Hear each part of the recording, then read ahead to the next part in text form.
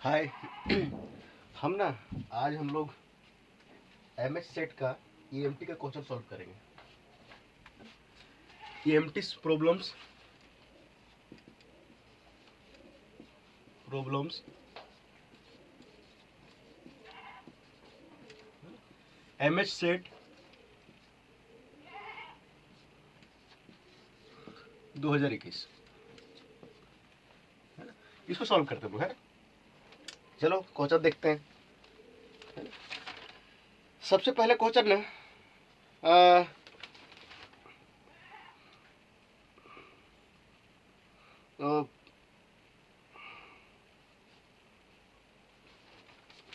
सबसे पहला क्वेश्चन जो है वो हम लोग करते हैं। एक क्वेश्चन दिया है यहाँ पे, देखो। एक मिनट, बिटानो निकाल लिया। 28 नंबर करते हैं, ठीक है। 28 नंबर। हर वीडियो में बोलते हैं कि क्वेश्चन सब सेट का सेम होता है ना। मेरे पास जो पेपर पड़ा हुआ है वो सेट ये है। क्वेश्चन को आगे पीछे कर देता है ना? तो क्वेश्चन को देखने के बाद पता चल जाएगा यहाँ पे कि किस क्वेश्चन को हम बता रहे हैं, है ना, किस क्वेश्चन को हम सॉल्व कर रहे हैं।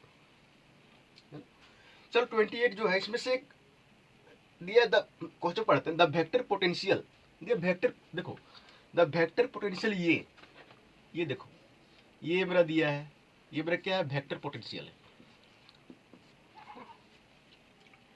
Associated with electromagnetic wave. मतलब ये जो पोटेंशियल है ना, हा? एक इलेक्ट्रोमैग्नेटिक वेव के साथ एसोसिएटेड है ना। तो सैटिस्फाइज, ये बोलता है कौन सा कंडीशन, इसमें कौन सा कंडीशन जो है सेटिस्फाई करेगा। 4 कंडीशन दिया है, ए बी सी डी, है ना। तो हम लोग को ना ये सॉल्व करना है। अब इसमें क्वेश्चन फिर से बताते हैं कि एक इलेक्ट्रोमैग्नेटिक वेव है ना, जिसका वेक्टर पोटेंशियल दिया है ना। अब ये पता होगा इलेक्ट्रोमैग्नेटिक वेव प्रोड्यूस कैसे होता है ना। वो प्रोड्यूस कैसे होता है, एक्सीलरेटिंग चार्ज से, है ना। चार्ज जब एक्सीलरेट होता है तो क्या होता है कि इलेक्ट्रोमैग्नेटिक वेव प्रोड्यूस होता है ना। तो एक होता है वेक्टर पोटेंशियल, एक होता है स्केलर पोटेंशियल, है ना। तो वेक्टर पोटेंशियल दिया है तो 4 कंडीशन दिया है, तो ये बोल रहा है कि 4 कंडीशन में कौन सा कंडीशन सेटिस्फाई होगा, है ना। इसका सॉल्यूशन करते हैं। हम लोग जानते हैं बी बराबर क्या होता है, कर्ल ये होता है ना। बी बराबर क्या होता है, कर्ल ये होता है ना। एक काम करो, इधर कर लगा दो, इधर भी कर लगा दो, है ना, ऐसे। तो इधर क्या हो जाएगा, देखो तो curl cross delta cross delta cross यही तो होगा, है ना। अब देखो तो थोड़ा ध्यान देना, ये पता है मैक्सवेल इक्वेशन से क्या होता है, मैक्सवेल इक्वेशन से क्या होता है, ये होता है नहीं है, देखो तो म्यू नॉट जे प्लस म्यू नॉट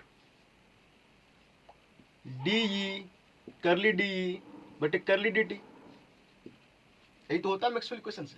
अब इसको सॉल्व करोगे, इसको, ये तो बचपन वाला चीज है ना। क्या होगा ये, माइनस डेल स्क्वायर ये, यही तो होगा, है ना। इसको 1 मान लो।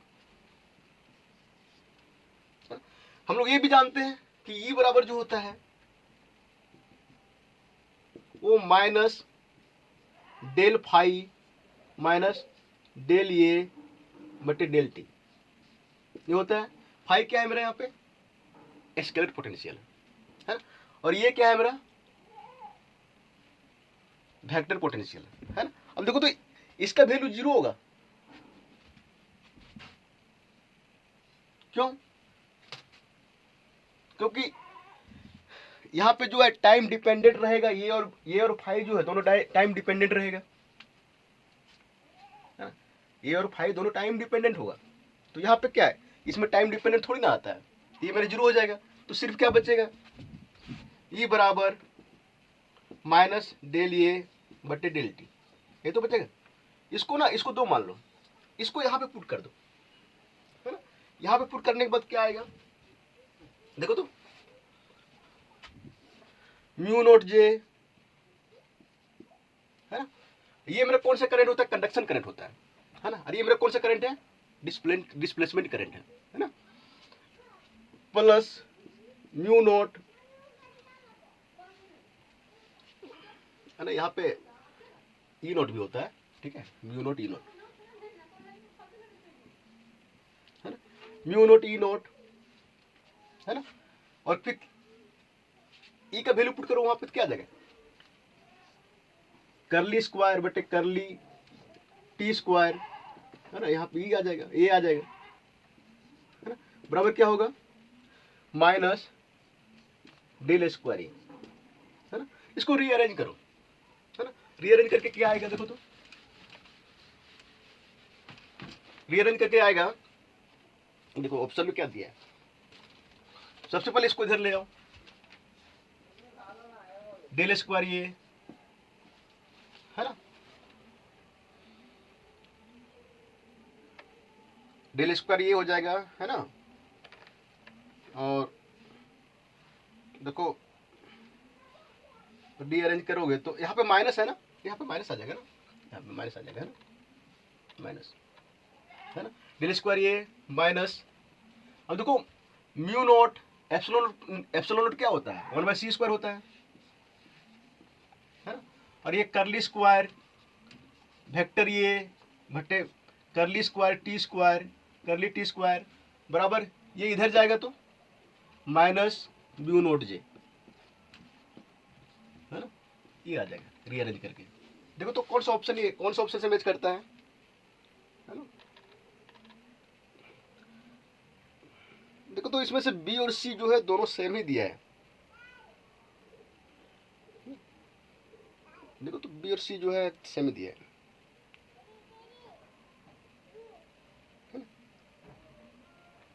नहीं। अब देखो तो यहाँ पे लिखा है लॉरेंज गॉज और कूलोम्ब गेज, है ना। तो ये हो जाएगा लॉरेंज गेज, ठीक है, लॉरेंज गेज हो जाएगा। तो ऑप्शन बी होगा, ठीक है, ऑप्शन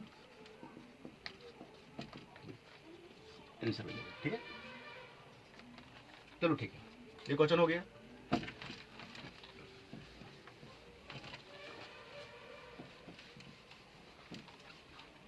अगला क्वेश्चन हम लोग करते हैं 27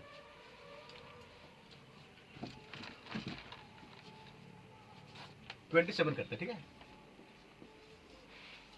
27 में क्या दिया है, the electric and magnetic field in the space are दिया, electric field and magnetic field दिया, ई बराबर दिया है, ई बराबर दिया है एक्स कैप, ये डायरेक्शन है ना, ई नोट कोस के जेड माइनस ओमेगा टी, है ना। अब ध्यान देना, जो ये वेव चल रहा है वो जेड की तरफ चल रहा है ना, माइनस है, ये जेड डायरेक्शन, ये जेड डायरेक्शन की तरफ, है ना। और ये इलेक्ट्रिक फील्ड का डायरेक्शन जो है वो एक्स की तरफ है, ये और वाई दिया है, बी दिया है, चलो बी दिया है, कितना दिया है, वाई कैप, है ना, बी जीरो कॉस के जेड माइनस ओमेगा टी। अब ध्यान देना, यहाँ पे इलेक्ट्रिक फील्ड इतना दिया है, मैग्नेटिक फील्ड इतना दिया है। अब देखो तो अगर हमको यहाँ से एच निकालना है तो क्या करेंगे, है ना, बी बराबर क्या होता है, म्यू नोट एच होता है ना, है ना। तो म्यू नोट से हम डिवाइड कर देंगे यहाँ पे, है ना। तो क्या हो जाएगा, देखो तो म्यू नोट से डिवाइड करो, ये मेरा एच हो जाएगा, है ना। ये क्या हो जाएगा, वाई कैप बी नोट बटे म्यू नोट, है ना, कॉस के जेड माइनस ओमेगा टी। अब दोनों जो है ना, ध्यान देना, ये इलेक्ट्रिक फील्ड है, ये मेरा मैग्नेटिक फील्ड है। इलेक्ट्रिक फील्ड का डायरेक्शन एक्स की तरफ है, मैग्नेटिक फील्ड का डायरेक्शन जो है वाई की तरफ है, और रहना भी चाहिए क्योंकि दोनों जो है परपेंडिकुलर होता है ना। और ये दोनों जो है जेड की तरफ चल रहा है, दोनों का डायरेक्शन जो है जेड की तरफ है ना। अब देखो तो यहाँ से हम क्या एच निकाल लिए है ना, म्यू नोट से डिवाइड करते एच में आ जाता है। तो इसे पूछा है जहाँ पे ई नोट क्या है, मैक्सिमम इलेक्ट्रिक फील्ड है, और बी नोट क्या है, maximum peak value of magnetic field है ना।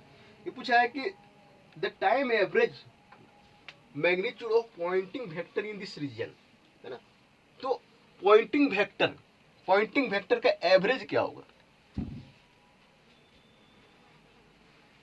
पॉइंटिंग वेक्टर का एवरेज क्या होगा, उसका मैग्नीट्यूड निकालना है ना। अब देखो तो पॉइंटिंग वेक्टर होता क्या है ना।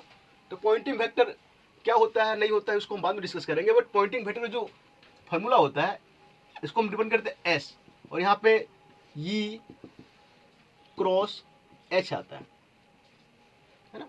अब ध्यान देना कि पॉइंटिंग वेक्टर जो होता है उसका जो डायरेक्शन होता है वो वेव जिस डायरेक्शन में चलता है ना, पॉइंटिंग वेक्टर का डायरेक्शन उसी तरफ होता है।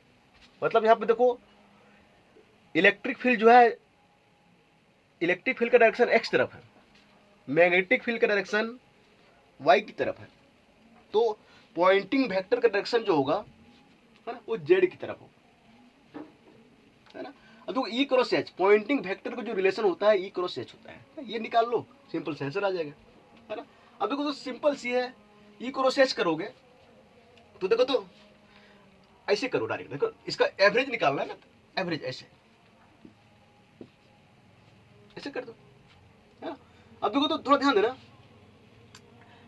ये देखो ये दोनों मल्टीपल हो जाएगा, सिर्फ यहाँ पे जो क्रॉस लगा ई इलेक्ट्रिक फील्ड किस डायरेक्शन में, एक्स डायरेक्शन में ऐसे है ना, और जो एच है वो किस डायरेक्शन में है, वाई डायरेक्शन में है ना। अब देखो तो ये मल्टीपल करो तो क्या हो जाएगा, ई नोट बी नोट है ना, ई नोट बी नोट बटे म्यू नोट। अब देखो ये कॉस कॉस कॉस स्क्वायर हो जाएगा, कॉस स्क्वायर है ना, के जेड माइनस ओमेगा टी है ना। हम एवरेज निकाल रहे हैं ना, तो ये जो है ना, ये तो मेरा यूनिट वेक्टर आ जाएगा ना है ना, सिर्फ इसमें लग जाएगा क्योंकि ये कांस्टेंट है मेरा है ना। देखो तो एक्स क्रॉस वाई कैप क्या होता है, x cap cross y cap क्या होता है, जेड क्या होता है, जेड कैप होगा है ना, और जेड कैप होना भी चाहिए है ना। तो देखो तो इसका आंसर हो जाएगा ई नोट बी नोट बटे म्यू नोट है ना, और यहाँ पे हो जाएगा देखो। अब इसका एवरेज क्या होगा, कोस स्क्वायर थीटा का एवरेज क्या होता है, तो साइन स्क्वायर थीटा का एवरेज क्या होता है, 1/2 होता है ना। यहाँ पे क्या होगा 1/2 डिवाइड हो जाएगा है ना, और यहाँ पे डायरेक्शन क्या होगा, जेड कैप, क्यों x cap cross y cap, x y है ना, साइक्लिक में चलो तो जेड कैप होगा ना, ये मेरा आंसर हो जाएगा है ना। देखो कौन सा आंसर दिया है, इसका आंसर ऑप्शन है, ऑप्शन में ये दिया देखो, ऑप्शन आंसर हो जाएगा, ठीक है। चलो इसको मिला देते हैं, ठीक है।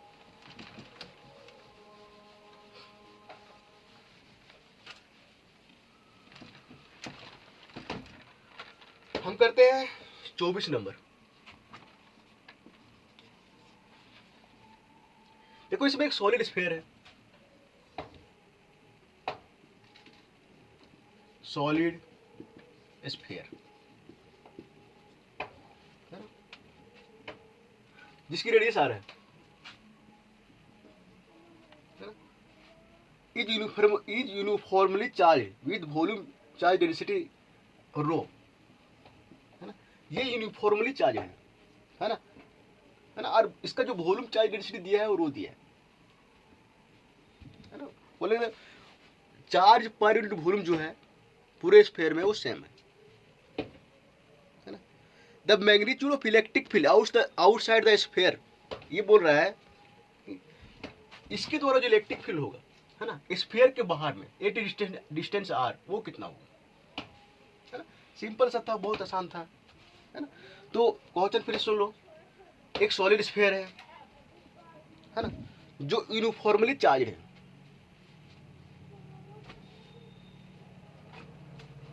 ना, और यहाँ पे जो वॉल्यूम चार्ज डेंसिटी दिया है वो रो दिया है ना। तो इस स्फीयर के बाहर एक पॉइंट है, कोई पॉइंट है स्फीयर के बाहर at distance r, electric field कितना होगा, है ना। तो थोड़ा सा ध्यान देना इसको। एक काम करते हैं,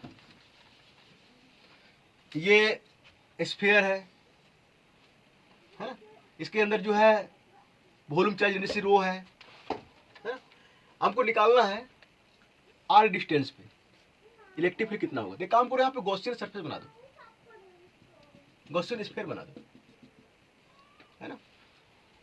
और कहाँ निकालना है, यहाँ पे। अब देखो तो चार्ज यहाँ पे इलेक्ट्रिक फील्ड का डायरेक्शन यहाँ पे किधर होगा, इधर की ओर होगा ना, है ना। और डीएस, छोटा डीएस अगर हम स्मॉल सरफेस एरिया लेते हैं तो डीएस भी जो है उसका डायरेक्शन इधर की होगा, है ना? एक काम करो, इसमें गॉसियस थ्योरम लगा दो, है ना। गॉसियस थ्योरम क्या होता है, ई डॉट डी एस बराबर क्यू इन बटे एप्सिलॉन नॉट। क्यू इन क्या हो गया, टोटल चार्ज, है ना, total charge inside the Gaussian sphere, है ना, इनसाइड द गॉसियन स्फीयर, है ना। अब देखो तो टोटल चार्ज कितना होगा, देखो तो यहाँ पे। अब देखो थोड़ा आगे अब बढ़ते हैं, एक काम करते हैं, ई डी एस, ये डॉट भी क्या होता है, भी कोस थीटा होता है ना, तो क्या होगा, E D S cos theta, theta की वैल्यू कितना होगा, ई का डायरेक्शन इधर, डी एस का डायरेक्शन कोस जीरो हो जाएगा, कोस जीरो का मान 1 होता है। अब देखो तो यहाँ पे टोटल चार्ज कितना होगा, है ना, टोटल चार्ज कितना होगा, देखो तो रो क्या होता है, रो, है ना, रो होता है charge per unit volume, charge बटे वॉल्यूम। वॉल्यूम इसका कितना हो जाएगा, 4/3 पाई आर क्यूब हो जाएगा, है ना। तो देखो टोटल चार्ज कितना हो जाएगा, क्यू इधर मल्टीपल करके 3 रो पाई आर क्यूब,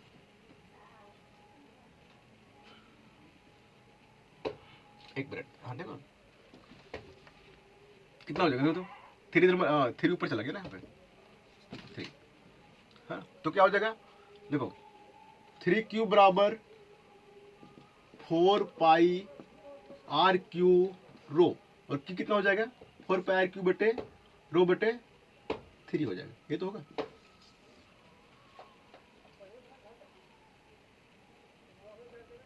है ना, ये तो होगा। अब देखो तो यहाँ पे कितना हो जाएगा, 4 पाई, है ना, आर क्यूब रो बटे 3, ये तो होगा।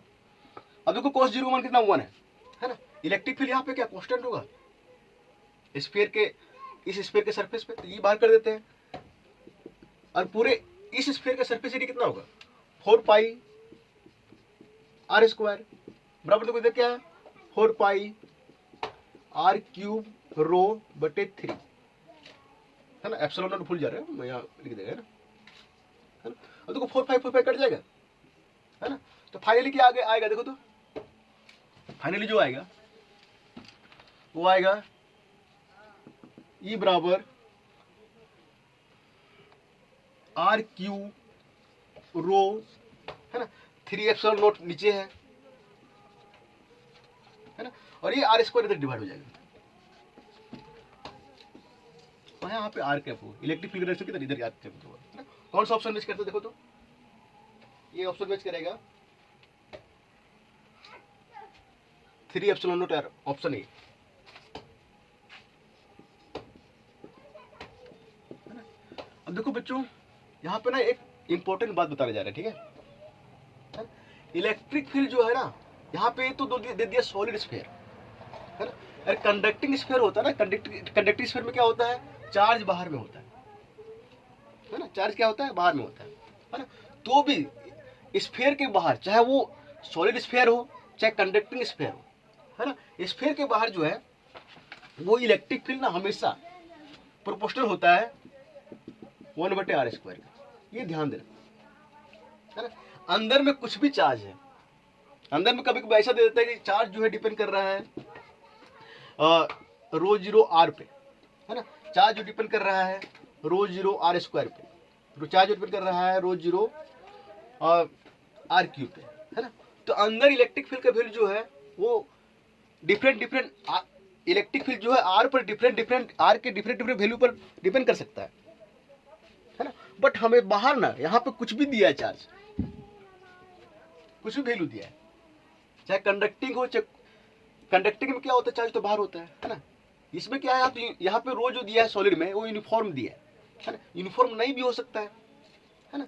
तो किसी भी केस में ध्यान रखना, किसी भी केस में जो electric field outside the sphere जो होता है, electric field outside the sphere जो होता है वो प्रोपोर्शनल होता है 1/r स्क्वायर, है ना।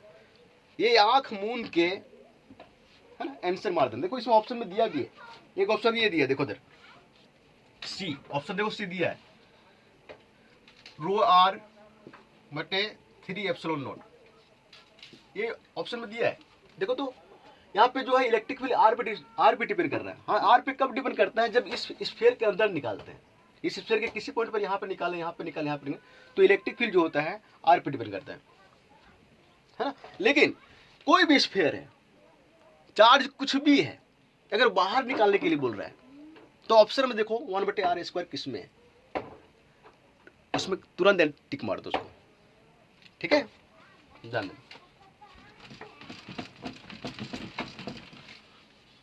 हाँ, ये आंसर जो है जो सी में दिया है, सी में, है ना, रो r बटे 3 एप्सिलॉन नॉट, है ना।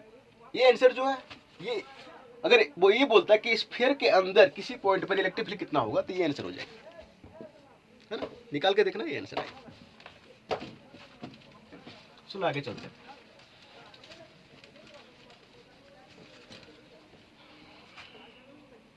एक क्वेश्चन दिया है 25, बहुत सिंपल सा क्वेश्चन था।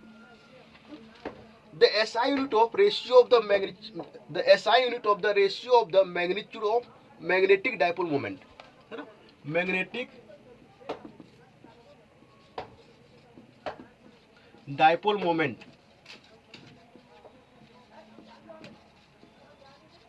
बटे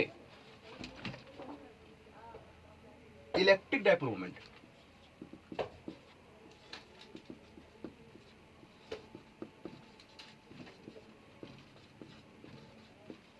है ना। ये दिया है मैग्नेटिक डाइपोल मोमेंट और इलेक्ट्रिक डाइपोल मोमेंट के यूनिट का रेशियो क्या होगा, एसआई यूनिट का रेशियो क्या होगा, है ना। क्वेश्चन में ये पूछ रहा है इसका यूनिट और इसका यूनिट दोनों का रेशियो क्या होगा, है ना। ये क्वेश्चन नंबर 25 है जो मैं पेपर लिया हूँ, है ना। अब देखो तो थोड़ा ध्यान देना, मैग्नेटिक डाइपोल मोमेंट क्या होता है, करंट इनटू एरिया, ये तो होता है। इलेक्ट्रिक डाइपोल मोमेंट क्या होता है ना, चार्ज इनटू लेंथ, यही तो होता है।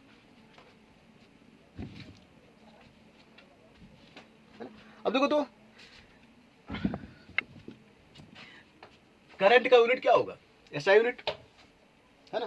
कूल करंट बराबर क्या होता है, Q बटे T होता है ना। और नीचे क्या है, Q है, इनटू क्या है, L है, ऊपर क्या है, ये, है ना। देखो Q कट जाएगा, है ना। एरिया का यूनिट क्या होगा, मीटर स्क्वायर, है ना। टाइम का यूनिट क्या होगा, सेकेंड, और लेंथ का सेकेंड मीटर, तो मीटर मीटर कट जाएगा तो मीटर बटे सेकेंड आएगा, है ना। तो इसका यूनिट जो हो जाएगा मीटर पर सेकेंड हो जाएगा, है ना, मीटर पर सेकेंड। तो ऑप्शन जो है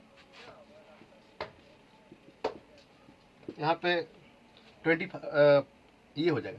अब देखो क्वेश्चन में थोड़ा चेंज भी कर सकता था, ये बोल सकता था कि the ratio of magnetic dipole moment to electric dipole moment will be equal, लिख देता वेलोसिटी, एक्सलेशन, डेंसिटी, मोमेंटम, है ना।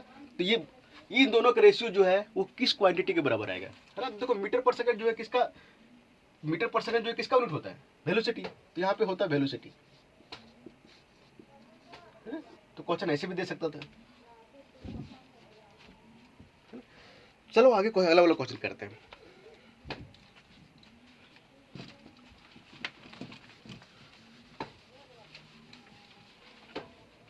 अगला जो क्वेश्चन है वो है 26।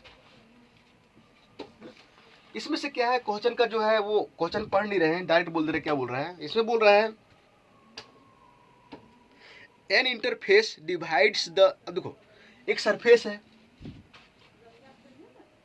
ना, वो दो मीडियम को डिवाइड कर रहा है। और क्या इंटरफेस पे, इस पे सरफेस पे चार्ज नहीं है, ये एक सरफेस है, सरफेस दो मीडियम को डिवाइड कर रहा है, सरफेस पे चार्ज नहीं है। तो बोल रहा है कि कौन सा इलेक्ट्रिक फील्ड का कौन सा कंपोनेंट, है ना, इलेक्ट्रिक फील्ड का कौन सा कंपोनेंट यहां पे कंटिन्यूअस रहेगा, है ना। तो सीधी सीधी एक सरफेस दिया है, ये दो मीडियम को डिवाइड कर रहा है, सरफेस में चार्ज नहीं है, है ना। तो कौन सा कंपोनेंट होगा, है ना, इलेक्ट्रिक फील्ड का कौन सा कंपोनेंट होगा जो यहां पे कंटिन्यूअस होगा, सरफेस पे कंटिन्यूअस होगा,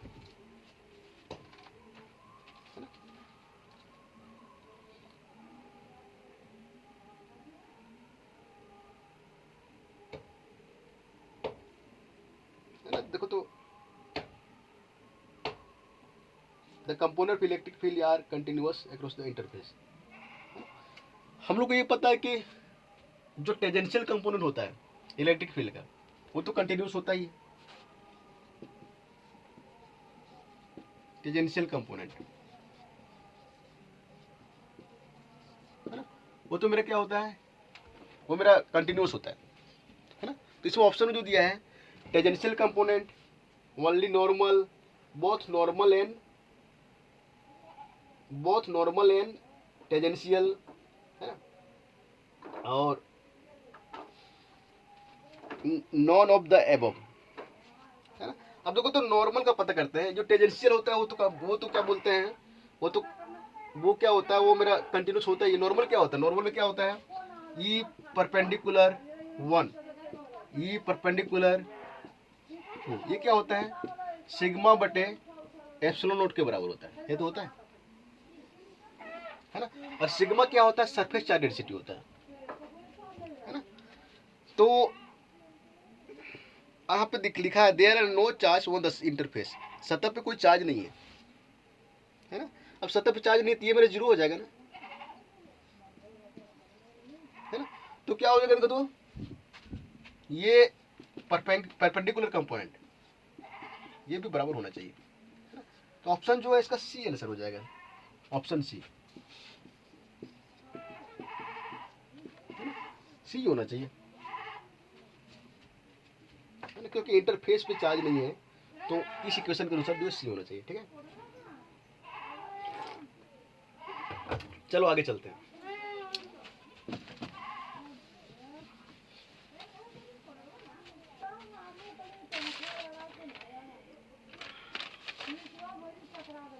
आगे चलते हैं, अगला क्वेश्चन चलते हैं।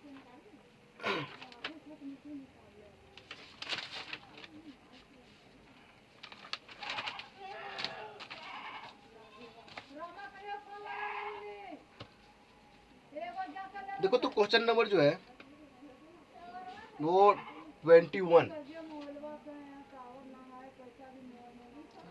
चलो वीडियो लंबी हो जाती है तो अपलोड करने में दिक्कत होती है, आगे वाला क्वेश्चन आगे सॉल्व करेंगे, ठीक है।